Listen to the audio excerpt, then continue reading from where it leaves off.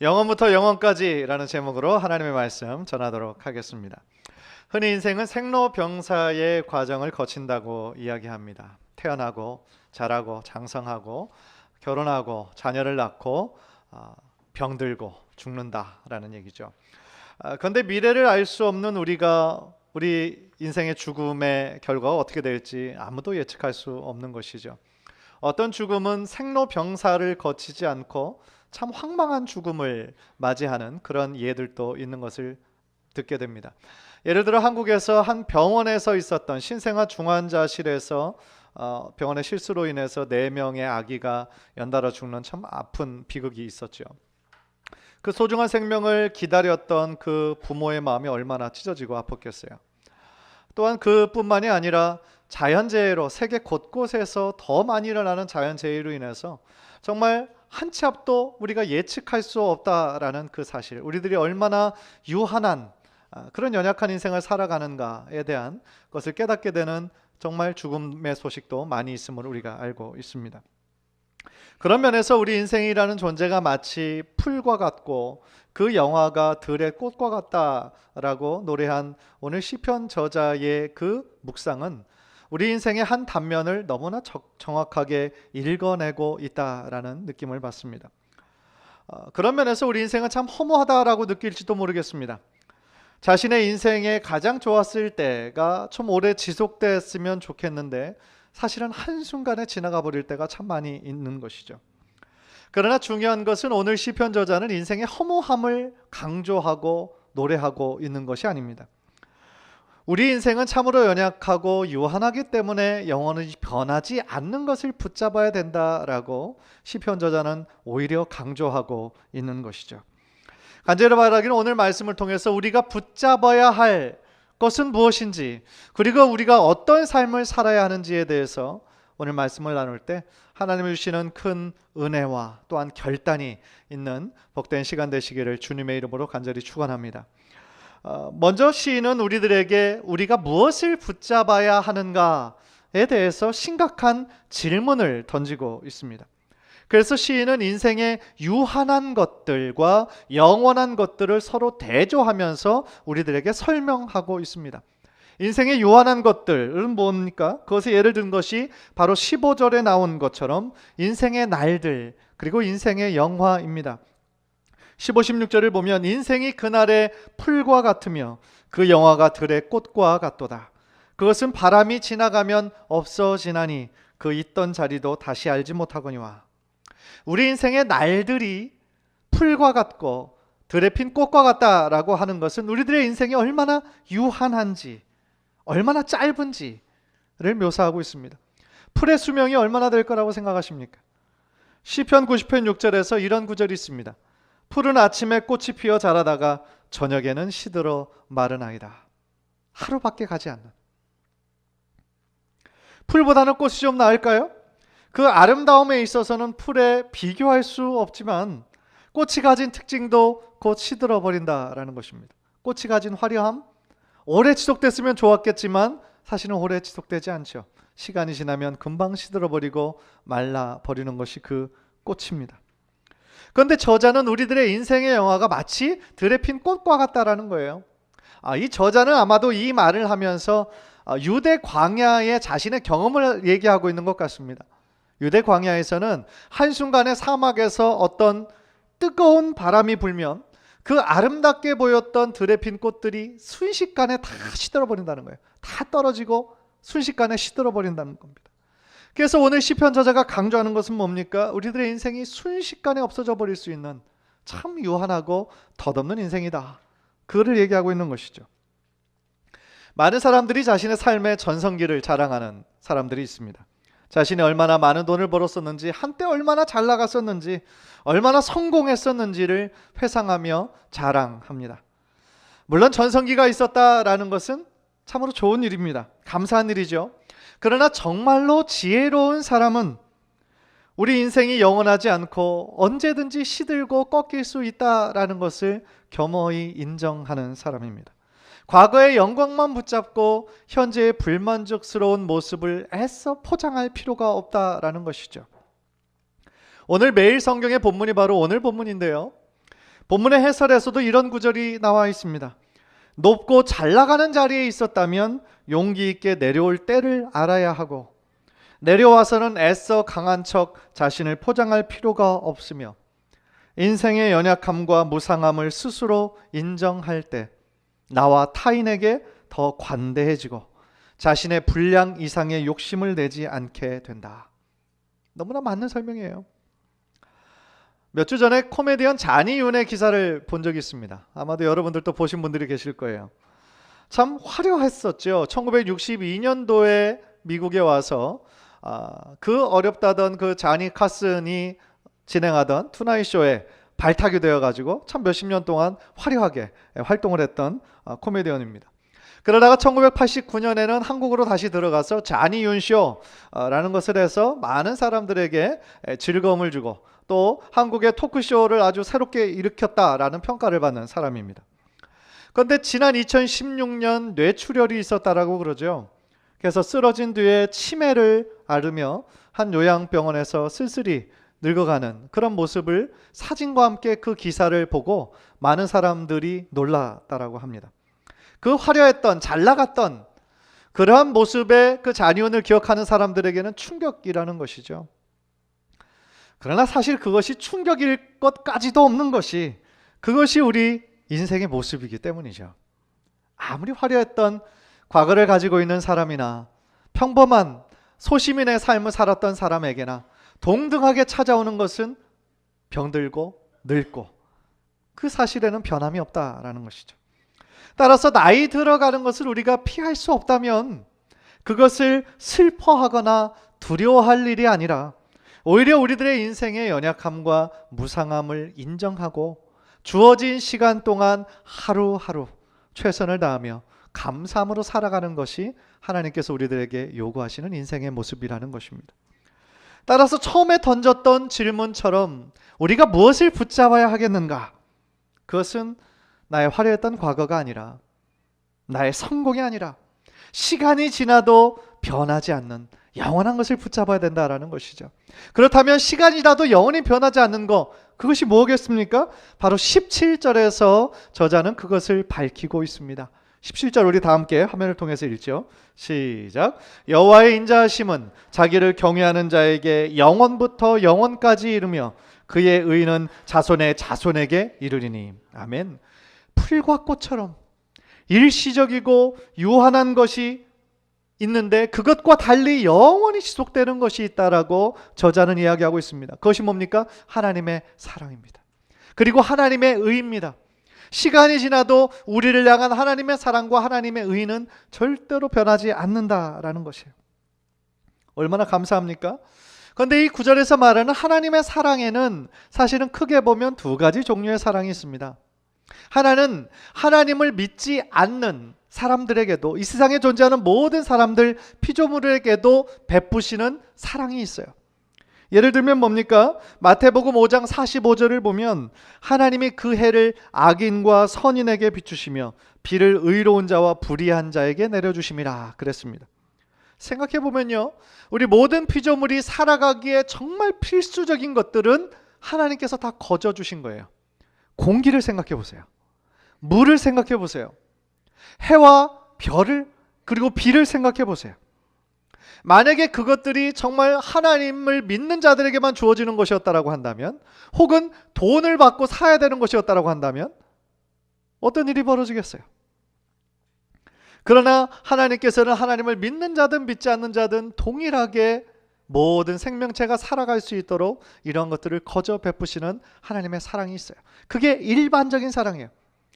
그런데 일반적인 사랑 외에 우리 믿는 자들, 하나님을 경외하는 자들에게만 주는 특별한 사랑이 있어요. 그게 뭐냐면 오늘 본문에서 나오는 하나님의 인자하심. 그런데 그 인자하심에 해당하는 그 히브리어가 뭐냐면 헤세드라는 단어예요. 혹시 들어보셨습니까? 헤세드라는 뜻은 자비, 인애, 은혜를 입다, 이런 뜻을 가지고 있는 단어입니다. 그런데 이 단어가 인간과 인간 사이에도 쓰일 수 있는 단어예요.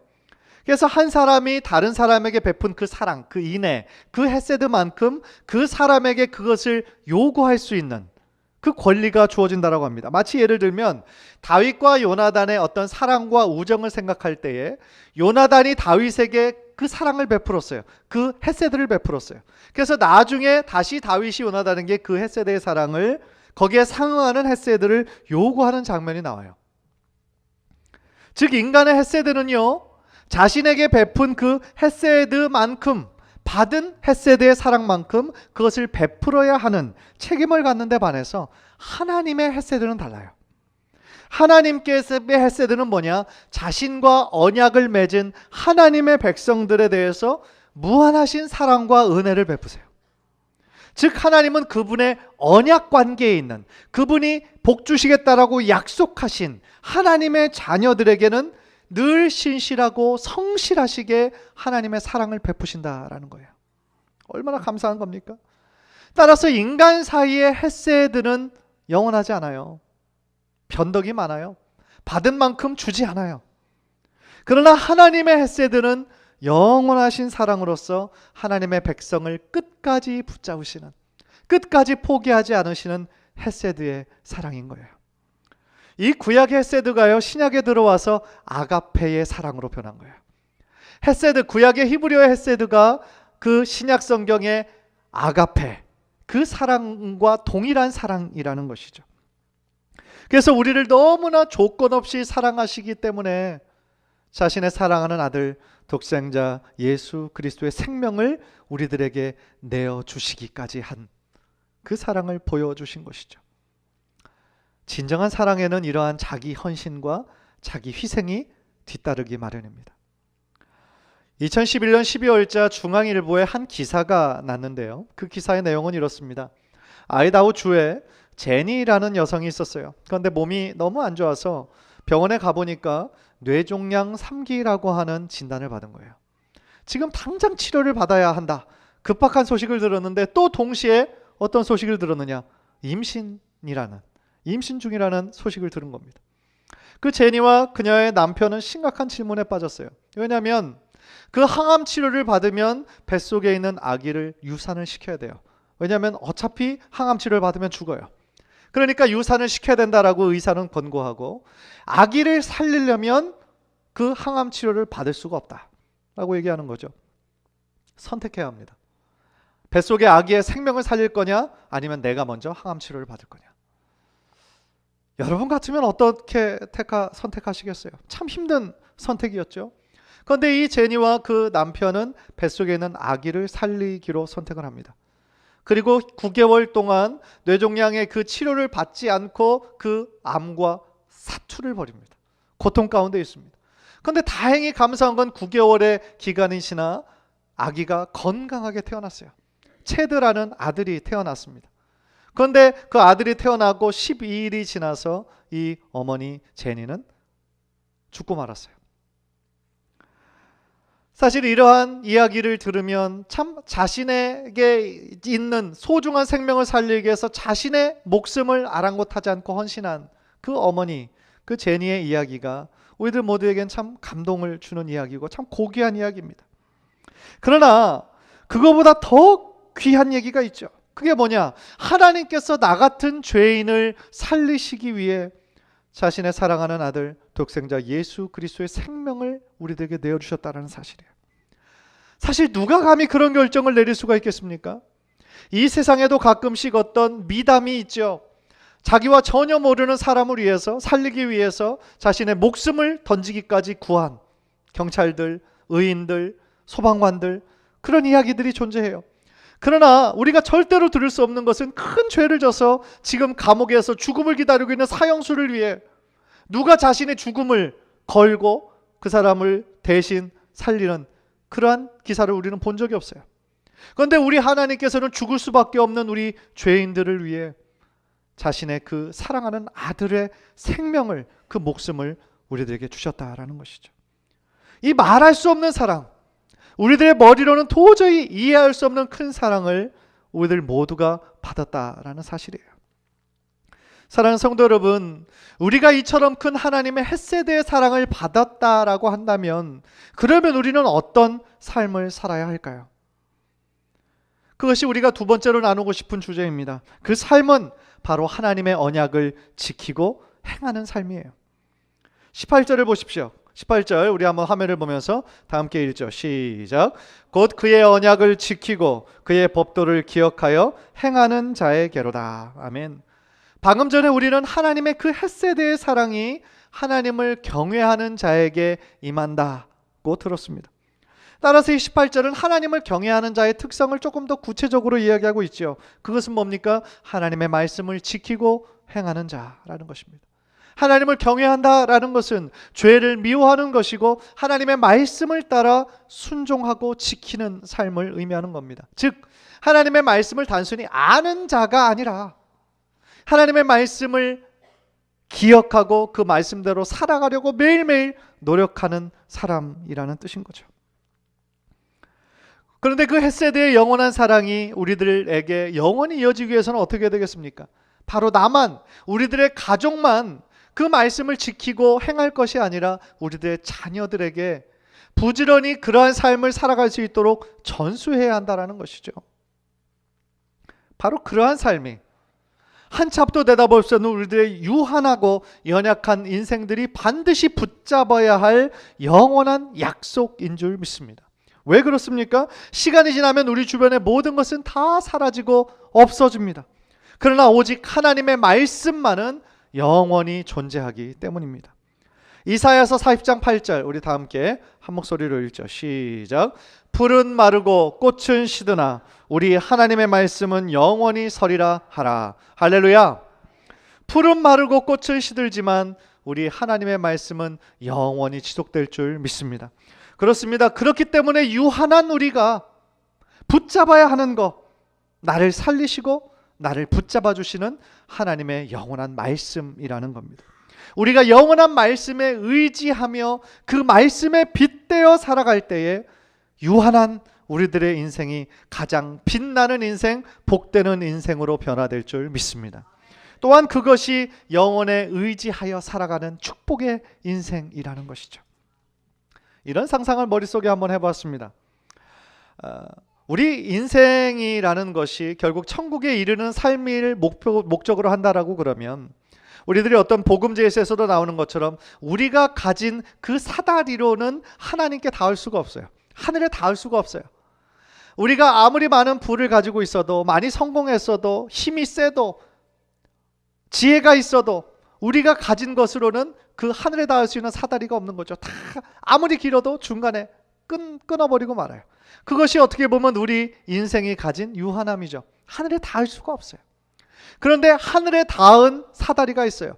영혼에 이어지는 사다리가 있어요. 그런데 그것은 뭐냐면 하나님의 말씀이라는 거예요. 영혼에 이르러 하나님께로 이르게 하는. 그렇다면 우리 유한한 사다리의 길이를 가진 우리가 영혼에 빗대어 사는 방법은 딱 하나예요.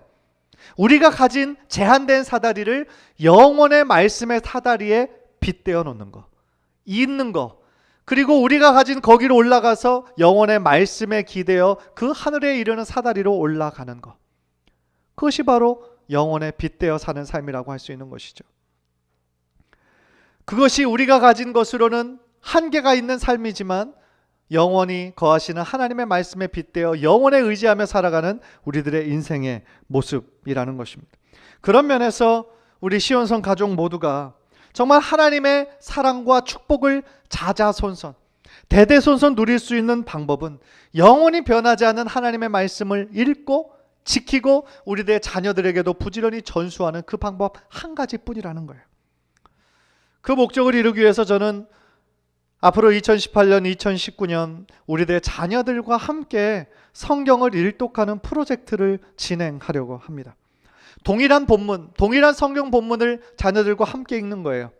그리고 그것을 매일 정해진 본문을 읽고 또 우리 자녀들도 함께 읽고 또 일주일에 한 번은 가정 예배를 드리면서 그 읽은 말씀을 서로 체크하고 받은 은혜를 나누는 거예요.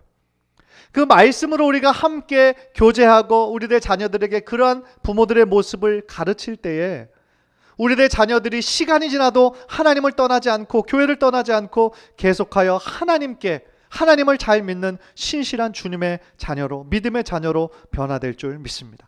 물론 쉽지 않아요. 왜 그래요? 우리 부모가 먼저 본을 보여야 하기 때문이죠. 우리가 하나님의 말씀을 읽지 않고 자녀들에게 오늘 읽었어 할 수 없는 거잖아요. 그죠? 우리가 먼저 읽고 또 우리 자녀들이 함께 매일매일 정해진 본문을 읽으면서 그 말씀이 우리들의 삶을 어떻게 변화시켜 나가는지 우리가 한번 기대하는 마음으로 이 프로젝트를 같이 진행하면 좋겠다라는 꿈을 하나님께서 저에게 주셨어요. 저의 큰 아들 네이튼의 친구 중에 하나가 유대인이 있어요. 주이시 친구가 있는데 주이 씨들은 13살이 되면 공식적으로 성년이 되는 나이입니다. 그러니까 우리가 보통 생각하기엔 굉장히 빠르죠. 그래서 그날 그 성년식 하니까 자기 친구 좀 다 초대했거든요. 그래서 저도 라이드를 주면서 좀 궁금해서 그 예식에 참가한 적이 있어요. 그래서 이렇게 뒤에 앉아서 유대인들은 어떻게 예식을 하나 이렇게 곰곰이 보니까 랍비를 불러와서 랍비가 히브리어로 또 영어로 중간중간 이렇게 섞어가면서 그 예식을 진행을 하더라고요. 그래서 곡조를 알 수 없는 막 이상한 찬양도 부르기도 하고 또 중간중간 이렇게 교독하기도 하고 그런 순서를 갔는데 제일 저에게 인상적이었던 장면이 있어요. 그게 뭐냐면 성년이 되는 그 아이, 13살이 되는 그 아이를 앞으로 불러내서 율법을 읽게 하는 시간이었는데요. 율법을 읽는데 히브리어로 읽게 해요. 그래서 히브리어를 읽는데 히브리어가 사실은 저도 신학교 다닐 때 배웠지만 굉장히 배우기 힘든 언어거든요. 그리고 지금 사용하지 않는 단어이기 때문에 세계에서 참 배우기 가장 힘든 단어 중에 하나가 아랍권에 있는 단어, 히브리어 그런 단어예요. 그런데 그것을 아주 유창하게 읽지는 못하지만 그래도 그것을 능숙하게 읽어내는 그런 모습을 보면서 이것이 애가 태어날 때부터 계속 교육시키지 않으면 순식간에 나올 수 없는, 그리고 성년이 되었을 때 그것을 하나님 앞에 말씀으로 토라로 고백하는 그 순간이 굉장히 저에게는 인상적이었어요. 그런 면에서 이 유대인들의 어떤 정체성을 지키려고 하는, 신앙을 지켜내려고 하는 그 저력을 느낄 수가 있었어요. 지금도 유대인들은 구약에 쓰여져 있는 그 쉐마의 말씀을 지금도 목숨처럼 지키고 자녀들에게 가르치고 있어요. 이따가 광고 시간에 한 동영상을 보실 텐데 그 동영상에 그러한 모습이 너무나 정확하게 나옵니다. 그래서 가르치는 내용이 신명기 6장 6절에서 9절까지의 말씀이에요. 우리 화면을 통해서 우리 한번 보시죠. 다 함께 한번 읽겠습니다. 시작. 오늘 내가 내게 명하는 이 말씀을 너는 마음에 새기고 내 자녀에게 부지런히 가르치며 집에 앉았을 때에든지 길을 갈 때에든지 누워 있을 때에든지 일어날 때에든지 이 말씀을 강론할 것이며 너는 또 그것을 내 손목에 매어 기호를 삼으며 네 미간에 붙여 표로 삼고 또 내 집 문설주와 바깥문에 기록할지니라. 아멘. 사랑하는 성도 여러분, 과연 우리의 삶은 어떻습니까? 지난 2017년 얼마나 하나님의 말씀을 가까이 하며 사셨습니까? 얼마나 많이 우리들의 자녀들과 함께 성경 말씀을 읽고 그 성경 말씀에 받은 은혜를 나누셨습니까? 이제 우리는 몇 시간만 있으면 2018년이라는 새로운 시간을 하나님으로부터 선물로 받게 됩니다. 간절히 바라기는 다가오는 2018년에는 우리 사랑하는 시온성 가족들 모두가 하나님을 더욱더 잘 믿으며 하나님을 더욱더 사랑하며 하나님의 말씀을 지키고 행해서 영혼의 빗대어 영혼의 기쁨을 누리며 사시는 귀한 형제자매님들 모두 되시기를 주님의 이름으로 간절히 축원합니다. 우리 한번 기도하겠습니다.